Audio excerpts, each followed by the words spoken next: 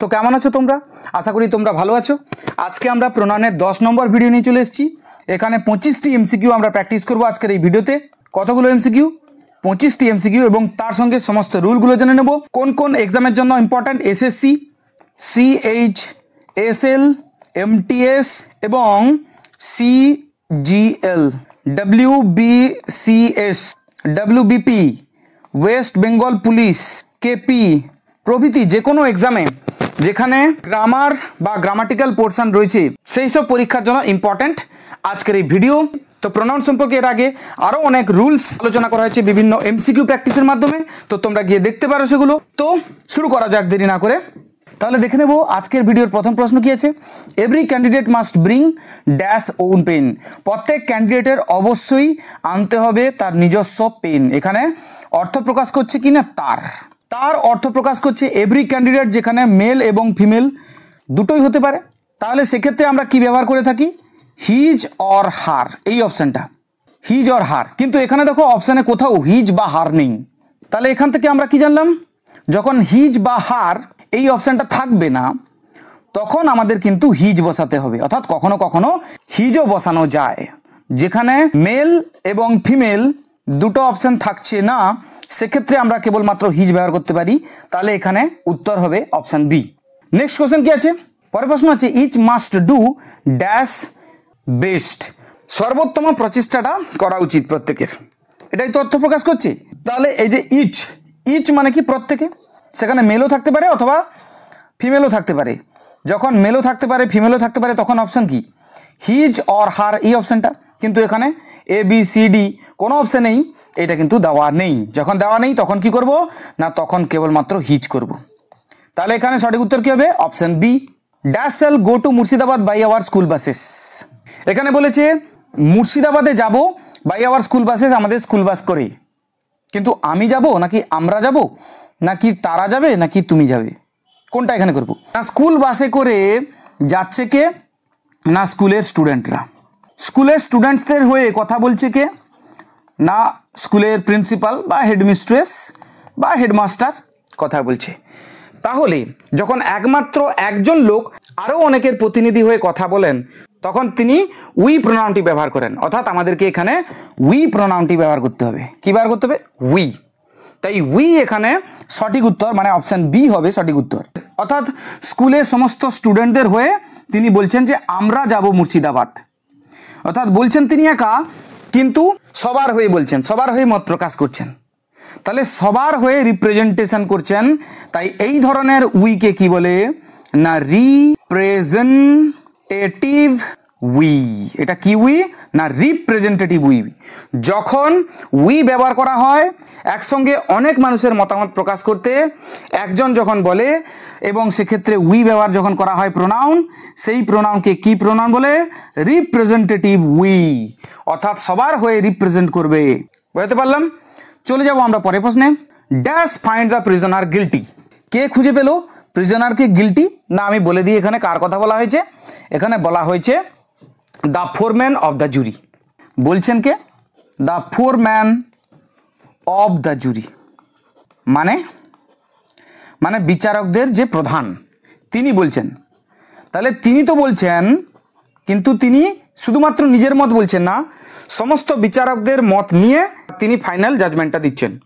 তাহলে এখানে বিচারকদের প্রধান সমস্ত বিচারকদের মতামত নিয়ে রায় প্রদান করলেন।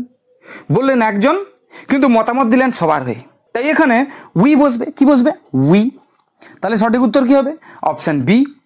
যেহেতু তিনি সমস্ত জুরিদের বা বিচারকদের হয়ে কথা বললেন, তাহলে এই উইকে আমরা কি বলবো না রিপ্রেজেন্টেটিভ উই। Representative we. বুঝতে পারলাম? চলে যাব আমরা পরের প্রশ্নে। Dash follow the footstep of our ancestors. এখানে বলছেন কে? না রাজা মহাশয়। আমি বলেই দিলাম। অর্থাৎ রাজা মহাশয় বলছেন যে আমরা অনুসরণ করি ফুটস্টেপ মানে সেই আদর্শ। কোন আদর্শ? না অফ আওয়ার অ্যানসেস্টার্স, আমাদের পূর্বপুরুষদের আদর্শ। অর্থাৎ অ্যানসেস্টার্স কথাটার মানে হচ্ছে পূর্বপুরুষ। তাহলে পূর্বপুরুষদের আদর্শ আমরা মেনে চলি। তাহলে এখানে বলছেন রাজা মহাশয়, তাহলে এখানে বলছেন একজন, কিন্তু তিনি ব্যবহার করছেন উই বা আমরা। এক্ষেত্রে আমরা কি ব্যবহার করব? আমরা। রাজা মহাশয় কি ব্যবহার করবেন? আমরা। অর্থাৎ আমরা ফলো করি, আমরা অনুসরণ করি the footstep of our ancestors, আমাদের পূর্বপুরুষদের আদর্শ। তাহলে রাজা মহাশয় যখন বলছেন আমরা আমাদের পূর্বপুরুষদের আদর্শ অনুসরণ করি বা মেনে চলি, এখানে রাজা বা কর্তৃস্থানীয় একজন লোকের দ্বারা বোঝালেও উই প্রোনাউন বসাবো। কি প্রোনাউন? We pronoun. এবং এই ধরনের উইকে তখন আমরা বলবো রয়্যাল উই। কি বলবো? Royal we. যখন রাজা বা কর্তৃস্থানীয় একজন লোকের দ্বারা বোঝাবে তখন যে উইটা আমরা ব্যবহার করব তাকে বলবে রয়্যাল উই। এখানে রাজা না হয়ে শাসকদের মধ্যে প্রধান হতে পারে, অর্থাৎ প্রধানমন্ত্রী বলতে পারেন। আমাদের ইন্ডিয়াতে যেরকম প্রধানমন্ত্রী বলতে পারেন। নরেন্দ্র মোদী বললেন যে আমরা এই নিয়ম পালন করব, তাহলে এখানে প্রধানমন্ত্রী মানে কে? কর্তৃস্থানীয় একজন লোক। তো তিনি বলছেন যে আমরা এই আদর্শ পালন করব, তাহলে এখানে কর্তৃস্থানীয় একজন লোকের কথা বলা হচ্ছে। তো উই সেই কারণে এখানে রয়্যাল উই।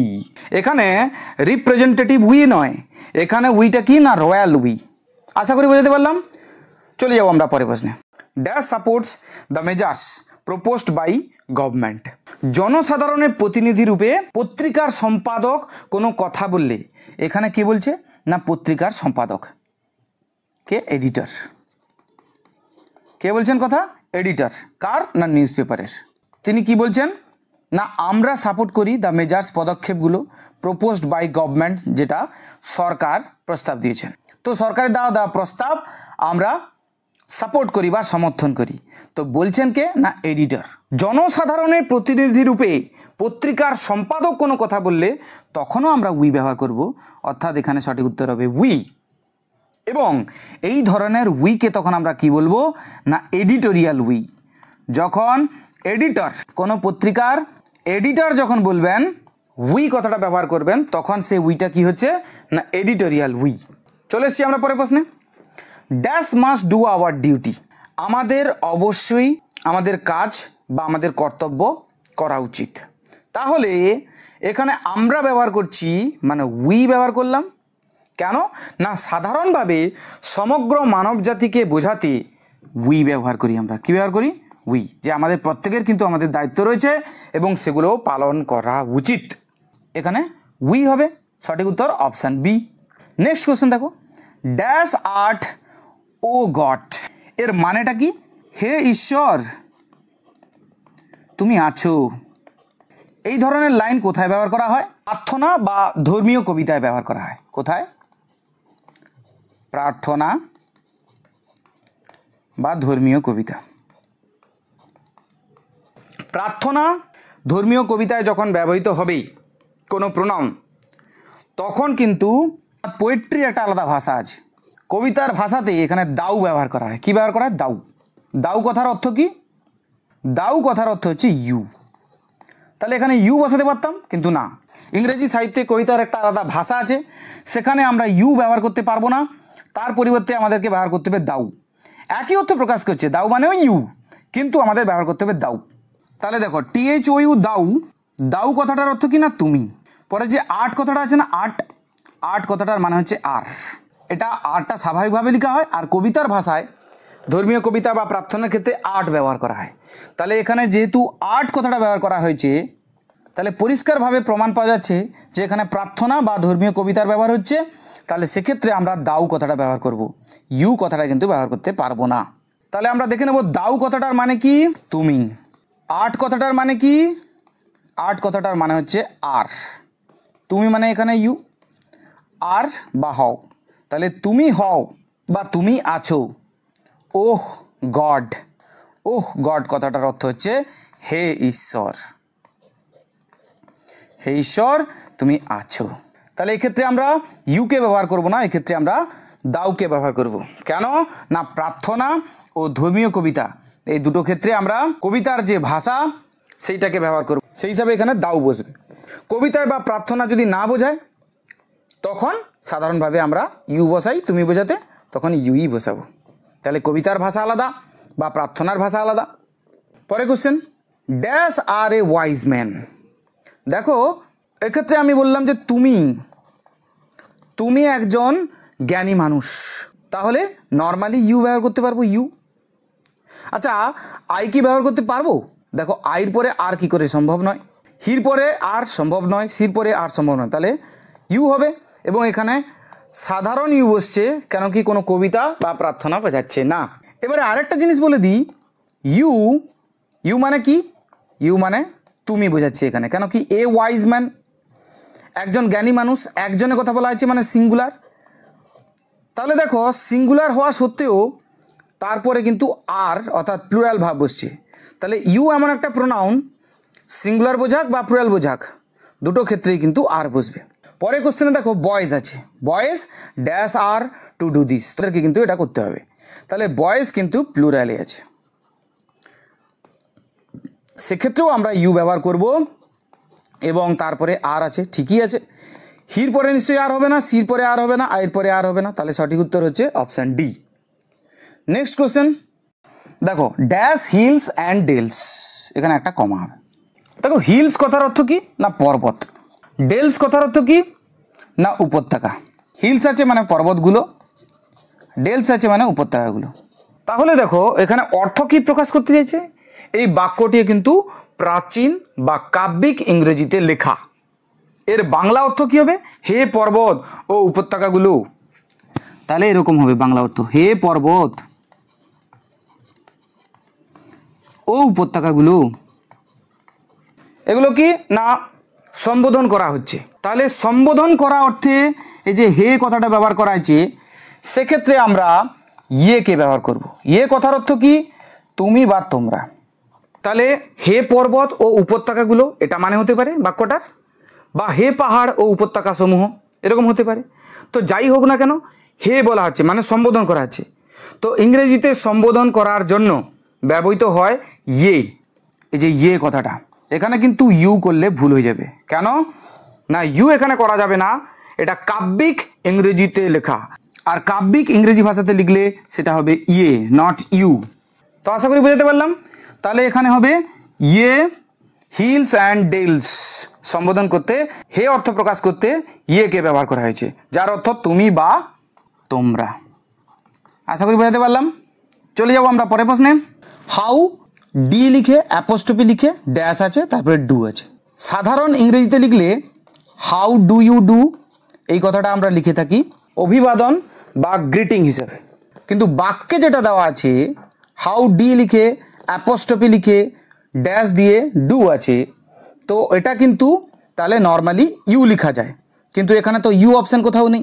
কিন্তু বাক্যে কি দেওয়া আছে, হাউ ডি লিখে অ্যাপোস্ট্রফি লিখে ড্যাশ, তাহলে আই হবে না উই হবে না ইয়ে হবে না দে হবে। পুরাতন বা আলংকারিক ইংরেজিতে একটি অভিবাদন ছিল, সেটা হচ্ছে কেমন আছো বলতে এখানে হাউ ডু ইউ তখন বলতো না, তখন বলতো হাউ ডু ইয়ে ডু, তাহলে ডু আর ইয়েকে সংক্ষেপে লেখা হতো ডি লিখে অ্যাপোস্ট্রফি দিয়ে ওয়াই ই, এরকম লেখা হতো। তাহলে এখানে সঠিক উত্তর কোনটা হবে, অপশান সি, হাউ ডু ইয়ে ডু, যার অর্থ আপনি কেমন আছেন বা কেমন আছেন, যেটাকে সহজভাবে লিখলে হাউ ডু ইউ ডু, কিন্তু পুরাতন ইংরেজিতে অর্থাৎ আগে ইংরেজিতে আলংকারিক ইংরেজি হিসাবে যখন গ্রিটিংকে ব্যবহার করা হতো তখন কিন্তু ইয়ে কথাটা লেখা হতো। আশা করি বোঝাতে পারলাম। চলে যাব আমরা পরের প্রশ্নে। The dog follows dash master, দেখো কুকুরটি অনুসরণ করে তার মাস্টারকে, মাস্টার মানে প্রভু, তাহলে এখানে তার অর্থ প্রকাশ করতে কি ব্যবহার করা হবে, হিজ নাকি হার নাকি ইটস নাকি দেয়ার। দেখো নর্মালি ডগ বলতে কুকুরকে বোঝানো হয়েছে, যেটা যে কোনো কুকুরকে বোঝানো হয়েছে, কোনো পুরুষ কুকুর বা মেয়ে কুকুরকে বোঝাচ্ছে না। তাহলে যখন মেল বা ফিমেল বিশেষভাবে উল্লেখ থাকে তখন কিন্তু আমরা হিজ বা হার ব্যবহার করব। নর্মালি কুকুর বলতে সাধারণ যে কোনো কুকুরকে বোঝাচ্ছে, যেখানে মেল বা ফিমেলের কোনো পার্থক্য করা হচ্ছে না, সেক্ষেত্রে আমরা ইতর প্রাণী বোঝালে, অর্থাৎ ডগ যেহেতু ইতর প্রাণী মানে লোয়ার অ্যানিমাল মানে মানুষ বাদে সমস্ত প্রাণীকে বলা হচ্ছে ইতর প্রাণী, তাহলে ডগ যেহেতু এখানে ইতর প্রাণী, সেই হিসাবে এখানে ইট প্রোনাউন ব্যবহার করব। তাহলে এখানে সঠিক উত্তর হবে ইটস মাস্টার, মানে তার প্রভুকে। তাহলে কুকুরটি ফলো করে তার প্রভুকে, তাহলে এখানে ইট ব্যবহার করব। কেন, তাহলে ডগ বলতে ইতর প্রাণীকে বোঝাচ্ছে যেখানে মেল ফিমেল ডিফারেন্সিয়েট করা হচ্ছে না, এখানে কুকুর বলতে যে কোনো কুকুরকে বোঝাচ্ছে। তাহলে এখান থেকে কি শিখলাম, ইতর প্রাণী বোঝালে তার ক্ষেত্রে আমরা কি ব্যবহার করব না, ইতর প্রাণীর ক্ষেত্রে আমরা ইট প্রনাউনকে ব্যবহার করব এবং সেই হিসাবে দেখব বাক্যে কোনটা লাগবে। ইটস মাস্টার, পসেসিভ ফর্মে এখানে লিখতে হবে তার প্রভুকে। The child is crying for dash mother. দেখো চাইল্ড কথাটা যদি থাকে বা বেবি কথাটা যদি থাকে বা ইনফ্যান্ট শিশু কথাটা যদি থাকে, এই তিনটে ওয়ার্ড, এই তিনটে নাউন যদি থাকে, তখনও কিন্তু এদের পরিবর্তে ইট প্রনাউন ব্যবহার করা হয়। এদের মেল বা ফিমেল বিশেষ আলাদাভাবে যদি চিহ্নিত করা না থাকে, তাহলে অবশ্যই চাইল্ডের পরিবর্তে ইট বসাবো, বেবির পরিবর্তে ইট বসাবো, ইনফ্যান্টের পরিবর্তেও ইট বসাবো। তাহলে the child is crying for its mother, তার মায়ের জন্য। তাহলে অপশন সি হবে সঠিক উত্তর। নেক্সট কোশ্চেন আছে, dash is good to swim. দেখো এখানে টু সুইম কথাটা আছে না, টুর পরে ভার্বের 1 নম্বর ফর্ম, তাকে বলে ইনফিনিটিভ। কি বলে? ইনফিনিটিভ। আর যখন বাক্যের পরবর্তী অংশে মানে শেষের দিকে ইনফিনিটিভ থাকবে এবং ওই ইনফিনিটিভের পরিবর্তে কোনো সাবজেক্ট বসাতে হবে, তখন কিন্তু ইট প্রনাউনকেই ব্যবহার করব। অর্থাৎ বাক্যে পরে বসা কোনো ইনফিনিটিভের পরিবর্তে ইট প্রনাউনকে বসাতে হয়, তখন এই ইটকে প্রিপারেটরি বা প্রভিশনাল সাবজেক্ট বলা হয়। বাক্যে ইট এখানে তাহলে সাবজেক্ট হলো, কাকে বোঝাতে না, ইনফিনিটিভকে বোঝাতে। তারপরে ইনফিনিটিভ আছে, তো ইনফিনিটিভ থাকলে তখন সাবজেক্ট যদি বসাতে হবে ইট, তাহলে সঠিক উত্তর এখানে হবে অপশান সি। আর এই ধরনের ইটকে বলা হয়, যেহেতু কোনো ইনফিনিটিভকে নির্দেশ করছে এবং তার পরিবর্তে ইট প্রনাউনকে সাবজেক্ট হিসেবে ব্যবহার করা হয়েছে, তাই এই ধরনের প্রনাউনকে বলে প্রিপারেটরি বা প্রভিশনাল সাবজেক্ট। প্রভিশনাল সাবজেক্ট, তাহলে প্রিপারেটরি বা প্রভিশনাল সাবজেক্ট বোঝাতে পারলাম। প্রিপারেটরি কথাটার অর্থ কি না, প্রস্তুতিমূলক। আর প্রভিশনাল কথাটার অর্থ কি, অস্থায়ী বা অন্তর্বর্তীকালীন সাবজেক্ট।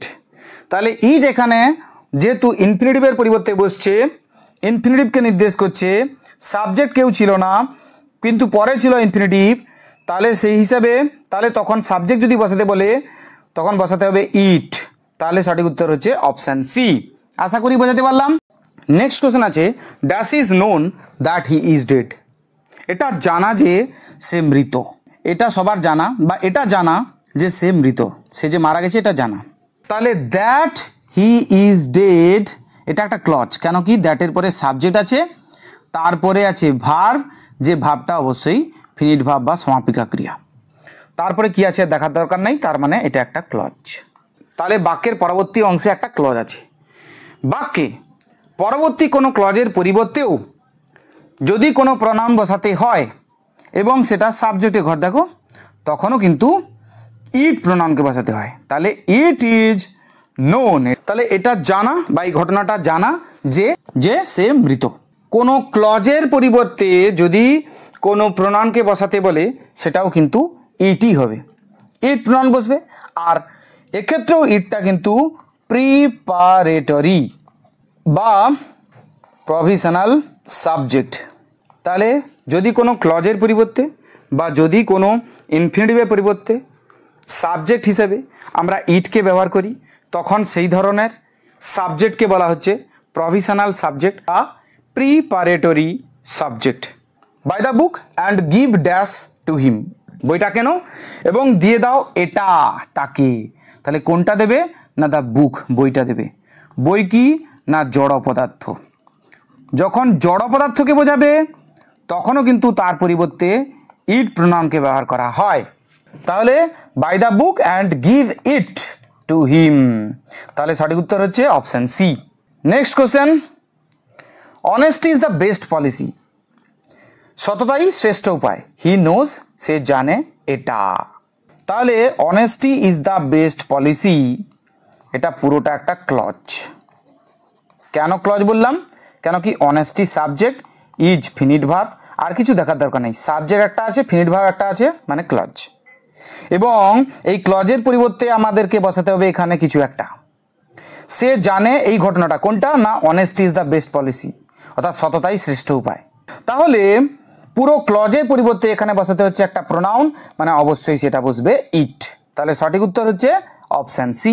একে কি আমরা প্রিপারেটরি সাবজেক্ট বা প্রভিশনাল সাবজেক্ট বলতে পারি না? দেখো, হি মানে সে, নোজ মানে ফিনিট ভার্ব, আর সে জানে কোনটা না এটা, এখানে অবজেক্ট। তাহলে সাবজেক্ট কি করে হবে? এটা তো সাবজেক্টই নয়, এটা তো অবজেক্ট। তাহলে এটা প্রিপারেটরি বা প্রভিশনাল সাবজেক্ট হবে না, যদিও ক্লজের পরিবর্তে বসছে। তাহলে আমরা যেটা জানতে পারলাম, ক্লজের পরিবর্তে যদি কোনো প্রোনাউন বসাতেই হয় তাহলে সেটা হবে it. Next question, to swim is good dash improves health. দেখো, সাঁতার কাটা ভালো, এটা ইমপ্রুভ করে বা উন্নতি করে কার না? স্বাস্থ্যের। তাহলে দেখো কোনটা উন্নতি করে? গুড ভালো জিনিসটা না, টু সুইম সাঁতার কাটাটা। তাহলে টু সুইম এখানে কি বলা দেখি? টু সুইমটা হচ্ছে ফ্রেজ। আর আমরা কি জানি, কোনো ফ্রেজ বা কোনো আইডিয়া এর পরিবর্তে যদি কোনো প্রোনাউন বসাতেই হয় তখন কিন্তু সেটা হবে ইট। তাহলে এখানে সঠিক উত্তর কোনটা হবে? ইট হবে, অপশান সি। এটা আইটি, আইটা অবশ্যই ছোট হাতের হবে। I consider dash wrong to do so. এখানে দেখো বাক্যের পরবর্তী অংশে থাকা অবজেক্টের পরিবর্তে কিন্তু ইট বসে। তাহলে এখানে বোঝাচ্ছে যদি ইট বসাই, আই কনসিডার ইট, আমি এটাকে মনে করি রং, ভুল, টু ডু সো এরকম করা। তাহলে পরবর্তী যে অংশ সেইটাকে নির্দেশ করতে এখানে তার পরিবর্তে যে প্রোনাউন ব্যবহার করলাম সেটা হলো ইট। বাক্যের পরবর্তী অংশে থাকা অবজেক্টের পরিবর্তেও ইট বসানো হয়, তো তখন তাকে বলা হয় প্রভিশনাল অবজেক্ট। কি বলে? প্রভিশনাল সাবজেক্ট নয় কিন্তু, প্রভিশনাল অবজেক্ট। চলে যাব আমরা পরের প্রশ্নে। বলছে এটা হলো তুমি, দ্যাট ডিড ইট, যে কিনা এটা করেছিল। তাহলে তুমি এটা করেছিলে, তাহলে এখানে কি করা আছে না? টু এমফ্যাসাইজ, অর্থাৎ বাক্যের অর্থে যখন জোর দেওয়া হয়, তাহলে অর্থে জোর দিতেও কিন্তু আমরা ইট প্রোনাউনকে ব্যবহার করি। কাকে? ইট প্রোনাউনকে ব্যবহার করি। তাহলে ইট ইজ ইউ, এটা হলো তুমি, যে কিনা এই কাজটা করেছিল। তাহলে সঠিক উত্তর হচ্ছে অপশান সি। চলে যাব আমরা পরের প্রশ্নে। Dash was with difficulty that I did ইট। একই রকম বাক্যে অর্থে জোর দিতে ব্যবহার করা আছে, তার মানে ইট হবে। তাহলে it was with difficulty that I did it. Next, dash rains. এটা করতে হলে আমাদেরকে আগে জানতে হবে ইমপার্সোনাল ভার্ব। কি জানতে হবে? Impersonal verb. সেটা কি জিনিস না? ব্যক্তি শূন্য বা নিরপেক্ষ ভার্ব। এর বাংলা অর্থ হচ্ছে ব্যক্তি শূন্য ক্রিয়াপদ বা নিরপেক্ষ ক্রিয়াপদ। যে ধরনের ভার্বের নিজস্ব কর্তা বা সাবজেক্ট থাকে না, অথবা সাবজেক্ট কোনো ব্যক্তিকে বোঝায় না। তাহলে যে ধরনের ভার্বের নিজস্ব কোনো কর্তাই থাকে না, মানে নিজস্ব কোনো সাবজেক্টই থাকে না যে ধরনের ভার্বে। আবার যদি সাবজেক্ট থাকে, কোনো ব্যক্তিকে বোঝাবে না, কোনো পার্সনকে বোঝাবে না, তখন সেই ধরনের ভার্বকে বলে ইমপার্সোনাল ভার্ব। কোনটা? Impersonal verb. যেরকম এখানে বৃষ্টি হচ্ছে, এটা কিন্তু ইমপার্সোনাল ভার্ব। বুঝতে পারলাম? তো এই ধরনের ভার্ব থাকলে, অর্থাৎ ইমপার্সোনাল ভার্ব থাকলে, তখন কিন্তু ইট প্রোনাউনকে বসানো হয়। কাকে বসানো হয়? তখনও ইটকে বসানো হয়। তাহলে ইট রেইনস মানে বৃষ্টি হয় বা বৃষ্টি পড়ে। ইট ইজ রেইনিং মানে বৃষ্টি পড়ছে। তাহলে ইট এখানে কে? ইট এখানে সাবজেক্ট। কোন ভার্বের subject? Impersonal verb. Impersonal verb কাকে বলে না? যে ভার্বের কোনো সাবজেক্টই থাকে না বা যে ভার্বের সাবজেক্ট কোনো ব্যক্তিকে বোঝায় না, তখন তাকে বলা হচ্ছে ইমপার্সোনাল ভার্ব। আর ইমপার্সোনাল ভার্বের প্রোনাউন কি? ইমপার্সোনাল ভার্বের প্রোনাউন কিন্তু ইট। তাহলে এখানে কি বসবে? ইট বসবে। Next, dash is 5 o'clock। দেখো, সময় বোঝাতে, টাইম বা সময় বোঝালে তখন কিন্তু সাবজেক্ট হিসেবে ইটকেই ব্যবহার করা হয়। এখন বাজে 5টা, তাহলে এখানে বোঝাচ্ছে সময় কি? সাবজেক্ট কেউ নেই, হবে তাহলে কে না? ইট। সাহায্য করবে কে? ইট। তাহলে ইট ইজ 5 o'clock, এখন বাজে 5টা। ইট এখানে সময়ের সাবজেক্ট হিসেবে ব্যবহার করা হয়েছে। বুঝতে পারলাম কিনা? Next question, dash is hot today. আজকের ওয়েদার কি না? খুব গরম। তাহলে ওয়েদার বোঝাচ্ছে। ওয়েদার বা আবহাওয়াকে যখন বোঝাবে, তারও সাবজেক্ট যদি বসাতে বলে তখন কিন্তু ইটই বসে, অর্থাৎ ইট ইজ হট টুডে। তাহলে সঠিক উত্তর হচ্ছে অপশান সি। আশা করি বোঝাতে পারলাম, আশা করি কিছু নতুন নতুন নিয়মও শেখাতে পারলাম। যদি মনে হয় কোনোভাবে ভিডিওটি তোমাদের কাছে কার্যকরী বা সামান্য হলেও উপকারী, তাহলে অবশ্যই চ্যানেলকে সাবস্ক্রাইব করো, ভিডিওকে লাইক করো, কমেন্ট করে জানাও কেমন লাগলো, কোন কোন নিয়মগুলো তোমাদের খুব ভালো লাগলো তাও কমেন্ট করে জানাও। অবশ্যই বন্ধুদের মধ্যে শেয়ার করতে ভুলবে না। থ্যাংক ইউ ভেরি মাচ, দেখা হচ্ছে পরে।